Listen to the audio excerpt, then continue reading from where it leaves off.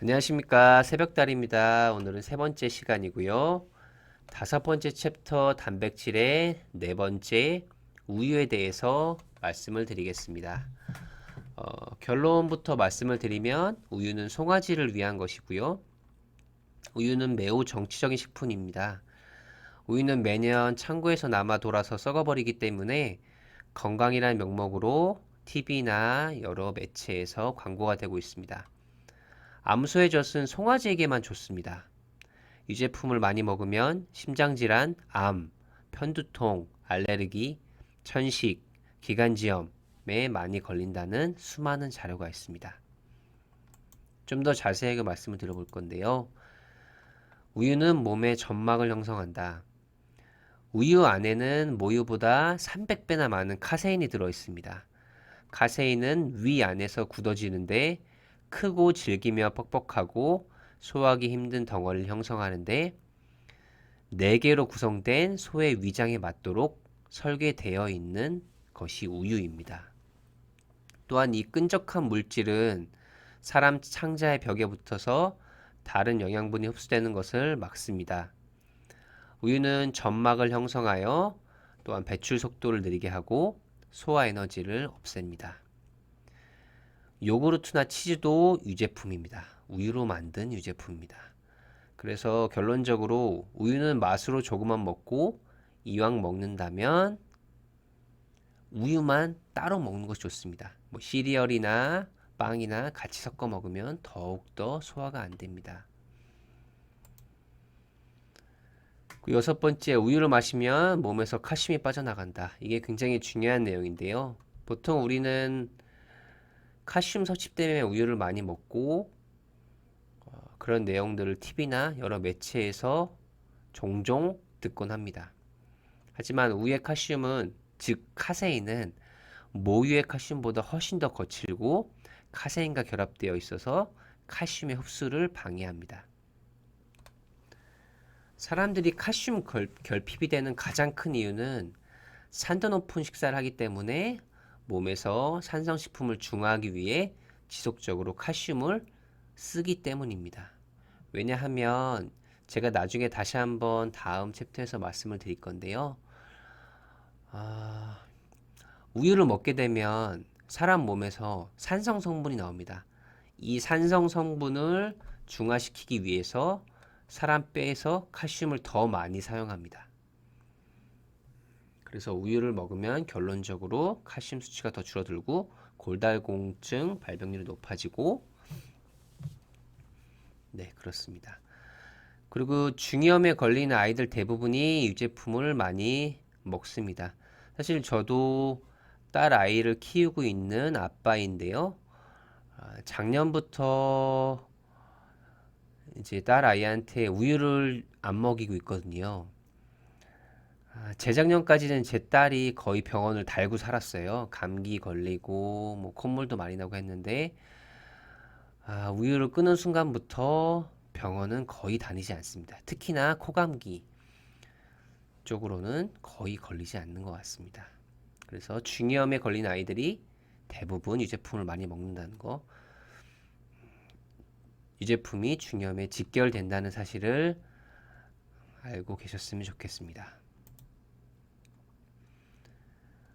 여섯 번째, 마지막으로 우유를 마시면 몸에서 칼슘이 빠져나갑니다. 칼슘 공급에 가장 좋은 것은 깨입니다. 깨, 참깨, 들깨. 칼슘에 좋은 음식은 견과류, 다시마, 홍조류, 녹색잎, 대추, 자두와 같이 과일, 채소에 많습니다. 그래서 깨를 많이 드시는 것이 좋습니다. 자, 여섯 번째 챕터는 기타 챕터인데요. 간단하게 한번 말씀을 드리겠습니다. 계란은 모든 고기보다 콜레스테롤 수치를 높이고 황이 많이 들어가 있어서 황이 많이 들어가 있습니다. 황은 말 그대로 성냥이나 이런 데 많이 들어가 있는 성분이죠. 그리고 치킨은 살아있을 때 비소를 많이 먹인다고 합니다. 사실은 커피는 저도 많이 먹고 있어서 이제 좀 애매하게 말씀드리기 좀 애매한데요. 커피와 차도 몸에서 순수한 산성으로 변해서 몸에 들어가면 중화되기 위해서 많은 수분이 필요하다고 합니다. 그리고 보통 우리 고기 먹으면서 술 많이 드시는데요. 특히 와인도 많이 먹는데 사실은 같이 먹게 되면 고기가 뱃속에서 썩는다고 합니다. 술은 빈속에 먹는 것이 가장 좋습니다. 그리고 1년 동안 우리 몸에 필요한 비타민 양은 새끼 손가락보다 적다고 합니다. 몸에서 남는 여러 가지 성분들은 다 독성입니다. 그냥 음식으로 충분하고요. 그리고 현대인의 칼슘 부족은 영양소 부족이 아닌 영양소 과잉 때문에 아까 말씀드린 대로 몸에 있는 산성 성분을 중화시키기 위해서 뼈에 있는 칼슘을 쓰기 때문에 생깁니다. 결론을 말씀드리겠습니다. 사실 이 내용만 잘 인지하시면 되는데요. 그럼 식사를 어떻게 할 것이냐? 내가 아무리 먹고 싶은 음식을 많이 먹고도 살이 찌지 않으려면 어떤 식습관을 가져야 할 것이냐? 첫 번째로 아침을 굶는 것이 가장 좋습니다. 이유는 제가 아까 말씀드렸다시피 아침은 배출하는 주기이기 때문에 몸에 나쁜 것들이 배출이 돼야 살이 찌지 않습니다. 아침은 굶는 것이 가장 좋고요. 배고플 땐 과일을 드시는 게 좋습니다. 그리고 점심에는 아침을 아예 굶으셨을 때는 과일만 먹는 것이 좋고요. 사실은 그게 뭐 직장인이나 뭐 학생들이나 그게 참 쉽지가 않기 때문에 집에서 만약에 식사를 하신다면 이왕이면 채소를 70%그 외에 먹고 싶은 거 고기가 됐든 뭐 생선류가 됐든 먹고 싶은 음식을 30% 이상 드시면 됩니다.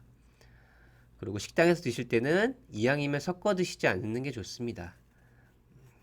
고기가 맛있다면 고기를 많이 드시고 밥은 적게 드시고요.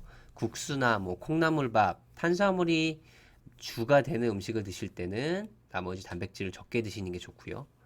그리고 절대 물이랑 같이 먹지 않는 것이 좋고요. 식후에 과일은 드시지 않는 것이 좋습니다. 그리고 저녁에는 이왕이면 먹고 싶은 음식은 저녁에 먹는 것이 가장 좋고요. 늦어도 8시 전에 먹는 것이 좋고요. 똑같이 섞어 먹지 말고 물이랑 같이 먹지 말고 식후 과일은 먹지 않는 것이 좋습니다. 네, 이렇게 지금 건강 첫 번째 내용을 말씀드렸는데요. 지금 말씀드린 이 내용만 실생활에 적용을 하신다면 먹고 싶은 음식을 모두 드시면서 살은 찌지 않을 수 있습니다. 사실 이 내용을 제 주변 사람들은 많이 적용을 하고 있는데요. 실제로 많은 사람들이 살이 빠졌고 훨씬 더 활력 있는 삶을 살고 있습니다. 네, 그럼 지금까지 들어주셔서 정말 감사합니다.